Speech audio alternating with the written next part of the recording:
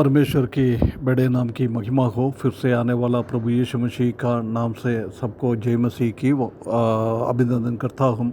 फिर से एक बार और परमेश्वर का वचन से कुछ बातें मनन करने के लिए परमेश्वर ने ये सुबह का टाइम हमारे जीवन में दिया है, इसलिए परमेश्वर को बहुत बहुत धन्यवाद करता हूँ। पिछले दिनों में हम उत्पत्ति की किताब 49 अध्याय से कुछ बातें मनन करके आ रहा है। याकूब इस्राएल अपना बेटे लोगों के लिए क्या क्या बात आखिरी में बताया है, उसी के बारे में हमने देख रहा था। उसका 20 पद तक हमने देखा है। उसका 16 पद से लेकर आगे हम 21 पद तक आज हम मनन करने के लिए जा रहा है। उसी बात तक हम देख सकता है कि याकूब को अपना पत्नियों का सेवा करने वाली औरत के द्वारा जन्म हुआ 4 बच्चा है, उनके बारे में इधर हम देख सकते हैं। दान और गाद और अशेर और नप्ताली। उसमें से सबसे आखिरी बेटा है ये नप्ताली। नप्ताली के बारे में ये बिल्हा रेचल का राहेल का मेड सर्वेंट है, उसके द्वारा याकूब को जन्मा 6वां बेटा है। ये उत्पत्ति की किताब 30 अध्याय 8 पद में हम देख सकता है। परंतु इधर उसी को आशीष कर रहा है जब याकूब उसको 10वीं अवस्था में बता रहा है। आखिरी में हम देख सकता है कि गिनतियों की किताब 26 अध्याय में जब उसका गिनती ले रहा है, सेंसस ले रहा है, जब ये 12वीं गोत्र में गिना हुआ है। नप्ताली भी हम देख सकता है कि शरीर की अभिलाषाओं के द्वारा जन्मा हुआ एक बेटा है। अपना रियल पत्नी लेया और राहेल के द्वारा जन्मा नहीं है, ये एक गलत संबंध के द्वारा जन्मा हुआ शरीर की एक बच्चा है। एक हम जानता है कि राहेल और लेया के बीच में बहुत सारा बच्चा ज़्यादा कौन बनाएगा, ऐसी एक कंपटीशन हम देख सकता है, एक जलस उसके जीवन में देख सकता है। उसी के द्वारा विश्वास है नहीं, ऐसी जन्मा हुआ आखिरी बच्चा है ये। नप्ताली के जीवन में ज़्यादा गड़बड़ियाँ हम नहीं देख पाता है, परंतु जोसेफ को मार डालने के लिए बाकी भाई लोगों के साथ इसने भी हाथ बढ़ाया था, ये बात को हम देख सकता है। परंतु परमेश्वर ने उसको बहुत दया दिखाया, अनुग्रह दिखाया है। ये उनके बारे में बहुत अच्छी बातें याकूब कहता है। उत्पत्ति 49 उसका 21 पद। नप्ताली एक छूटी हुई हिरनी है, वो सुंदर बातें बोलता है। छूटी हुई एक हिरनी, हम जानता है कि हिरनी कितना तेज चलता है। नप्ताली भी ऐसी एक तेज चलने वाला एक था।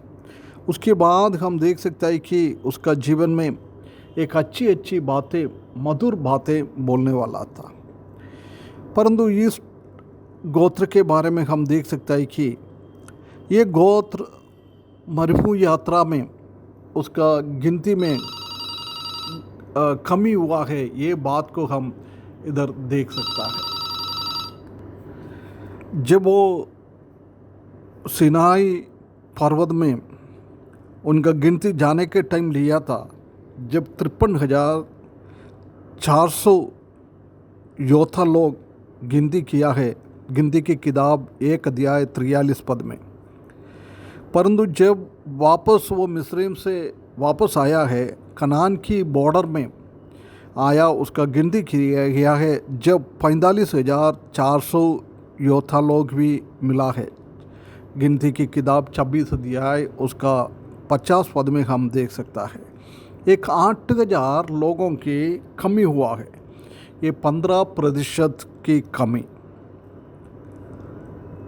ये हम देख सकता है कि परमेश्वर ने इनको थोड़ा दंड दे दिया है, परंतु उसने अपने आप को नम्र बनाते हुए प्रभु में आगे बढ़ने के लिए, परंतु उसका जीवन में वो हम देख नहीं सकता है। इसी के जीवन में कड़वापन की अनुभव आ गया है, इसलिए वो परमेश्वर के विरुद्ध में वो काम कर दिया है और उनका गिनती में कम हो गया है। ये बात को हम देख सकता है। जब मूसा ने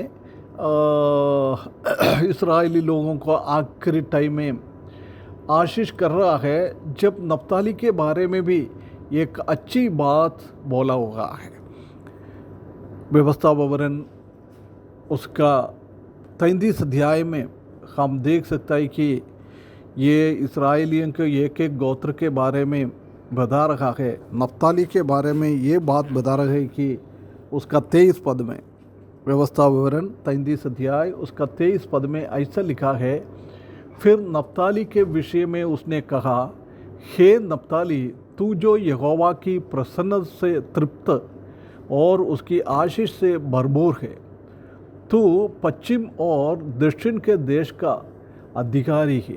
देख, यहोवा का प्रसन्न से तृप्त हुआ एक अच्छा एक गोत्र था और परमेश्वर की भरपूरी आशीष इनका जीवन में मिला है। और पश्चिम देश में और दक्षिण की ओर उसको अच्छा देश मिल गया है, बहुत बढ़िया देश। उसको इतना अच्छा खूबसूरत देश परमेश्वर ने उसको दिया है। ये नप्ताली कनान देशों में कनानियों को हरा दिया है, उसी को वो गलीली की ओर की अच्छा ये खेती का जगह उसको मिल गया है। उसी के जीवन में बहुत बढ़िया जगह हम देख सकता है उसको मिला हुआ है। परंतु गिनती की किताब 1 अध्याय 33 पद में कनानियों को पूरा नाश करने के लिए उसको आज्ञा दिया है, परंतु वो आज्ञा को पूरा नहीं कर पाया है। वो अनाज्ञाकारिता में दूसरे लोगों के साथ साथ ये भी ऐसी आया है, ये बात को हम देख सकता है। इसी के कारण भी इनका गोत्र में और गड़बड़ियाँ आ गया है। ये दूसरा राजा 17 अध्याय 7 से लेकर 23 पद तक हम पढ़ता है, उधर हम देख सकता है। इधर हम देख सकता है कि नप्ताली का एक देश गलीली की वो समुद्र के किनारे में उसी एरिया में था। इसी एरिया में प्रभु यीशु मसीह इस दुनिया में आया जब सबसे ज़्यादा काम इसी जगहों में किया है, गलीली में और नसरत में और कफरनहूम में। ऐसी ये सब जगह सेबूलून और नप्ताली की अंडर में ही था, उनके बीच में ही था। ये यशायाह नबी ने भी बोला हुआ है। उसके बाद मत्ती सुसमाचार 4 अध्याय 12 से लेकर 16 पदों में भी हम देख सकता है कि उसी एरिया में प्रभु काम किया है। इसलिए वो बोल रहा है उनका जीवन से क्या निकला है, मधुर बातें निकला हुआ है, मधुर बातें निकला हुआ है। कितना एक बहुत बड़ी बात, जब ये याकूब उसको आशीष कर रहा है उसी टाइम ये कहता है ना, वो सुंदर बातें बोलता है, सुंदर बातें बोलता है। जब प्रभु यीशु मसीह ने इसी एरिया में नप्ताली की भूमि पर इधर उधर चलते हुए कितनी बातें वो बताया है, लावण्य बातें, मधुर बातें ये बता दिया है, उसी के बारे में इधर बता रहा है। कई सालों के बाद उसी का पूर्तिकरण हो गया है।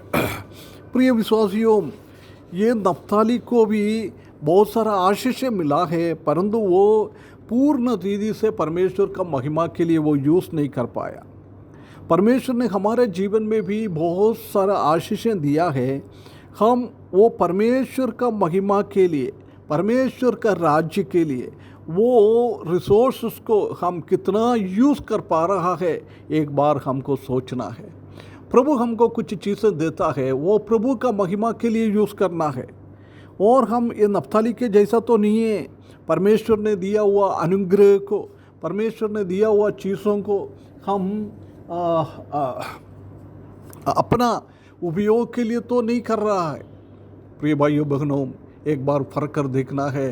परमेश्वर कई रीति से हमको आशीष देता है, परंतु वो हमारा व्यक्तिगत जीवन के लिए, हमारा पारिवारिक जीवन के लिए वो पूर्ण रीति से यूज़ ना करे, परमेश्वर का महिमा के लिए वो यूज़ करने के लिए इस वचन के द्वारा परमेश्वर हमको सहायता करे। प्रभु यीशु मसीह ने कैसी मधुर और सुंदर बातें बताया है, हमारा मुंह से भी ऐसी ऐसी सुंदर बातें निकलने के लिए इस वचन के द्वारा परमेश्वर हमको सहायता करे। उसके बड़े नाम की महिमा हो।